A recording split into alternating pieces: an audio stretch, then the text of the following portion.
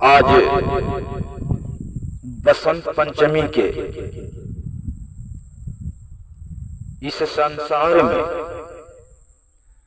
जगह जगह प्रतिमा स्थापित कर उनकी पूजा अर्चना का सर्वाधिक लोकप्रिय है और उसी के सराबोर में हम और हमारा समाज परिवार अभ्यस्त है।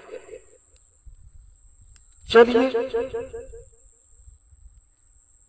भगवान शिव की ही शक्ति है, उसी के देवी स्वरूप मां सरस्वती शारदे जो विद्या की अधिष्ठात्री देवी और संगीत की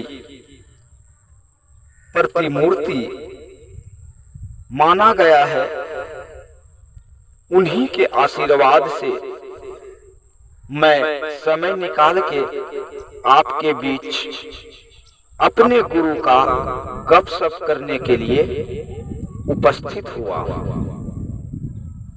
हमको आपको इस बात को समझना है कि डेग डेग पर ढोल नगारे डीजे ध्वनि विस्तारक यंत्र से संसार में सराबोर हो रहा है। क्या हम आप ज्ञान प्राप्त कर सकते हैं? जी नहीं। मैंने बहुत पहले आपसे बात की थी कि बिना लगाम का घोड़ा हमारे लिए घातक सिद्ध हो सकता है। बिना ज्ञान के हम आप मोटरसाइकिल पर सवारी करें, घातक हो सकता है। बिना ज्ञान के हम शिव के शक्ति से खिलवाड़ करें, घातक सिद्ध हो सकता है। इसलिए हमको आपको शिष्य बनना चाहिए, क्योंकि अध्यात्म में गुरु और शिष्य का परंपरा सदियों पुराना रहा है।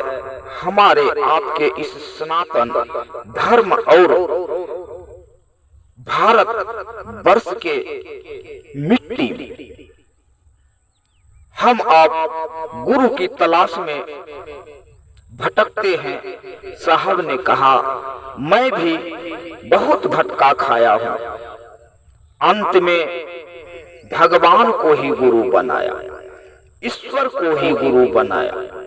और यही कामना करता हूं आप तमाम भाई बहनों से, मानसों से, आप भी अपने जीवन में भगवान शिव को गुरु बनाकर उनकी शक्ति हो या उनकी भक्ति हो या उनका पूजा हो या किसी अनन्य देवी देवता का हम आप यथार्थ में प्रेम करते हैं।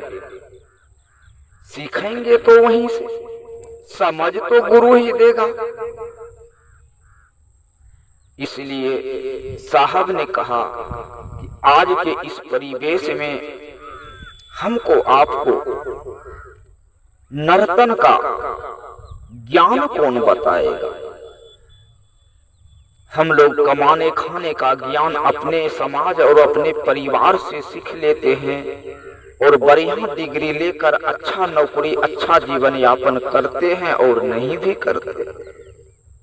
इतना से तो काम नहीं चलेगा। आध्यात्मिक ज्ञान के लिए हमको आपको अध्ययन करना चाहिए, ध्यान को केंद्रित करना चाहिए कि उसी परमात्मा के इच्छा से हम इंसान हैं, वो हमारे शरीर से निकल जाएंगे तो हमारा आपका फुटाने नहीं चलेगा। इसलिए शिव को गुरु बनाकर निरूपित साहब ने कहा कि 3 सूत्र करो बाबू, इसी से जगत में हमारा आपका कल्याण हो सकता है।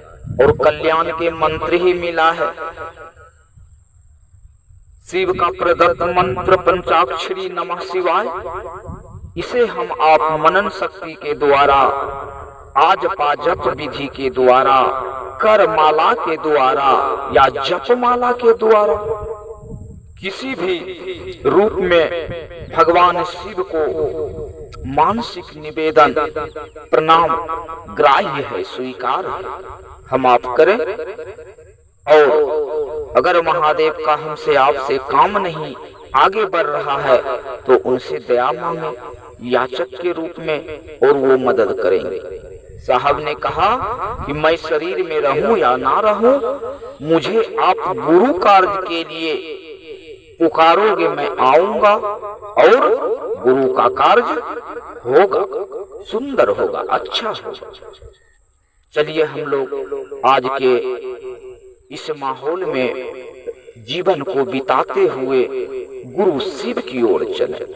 आप लोगों के चरणों में मेरा सतत नमन स्वीकार हो।